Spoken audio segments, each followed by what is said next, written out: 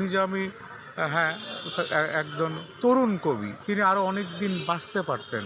আমি বলবো নিজামী চলে যাননি। নিজামী রয়ে গেছেন মানুষের হৃদয়ে, এবং এই হৃদয় থেকেই তিনি বারবার উঠে আসবেন। যখনই প্রয়োজন হবে লেখকের সপক্ষে কথা বলা, তখনই নিজামী আবার আসবেন, আবার কথা বলবেন। নিজামী হ্যাঁ, একজন তরুণ কবি। তিনি আরও অনেক দিন বাঁচতে পারতেন। এই সমাজকে, এই দেশকে তার লেখনীর মাধ্যমে আরও নান্দনিকভাবে, শৈল্পিকভাবে তুলে ধরতে পারতেন। হৃদয়ের আসনে মাহমুদুল হাসান নিজামী স্থান পেয়েছেন।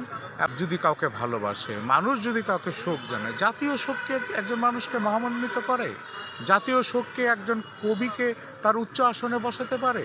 মানুষের হৃদয়ে সবচেয়ে বড় কথা, হৃদয়ের আসনে মাহমুদুল হাসান নিজামী স্থান পেয়েছেন।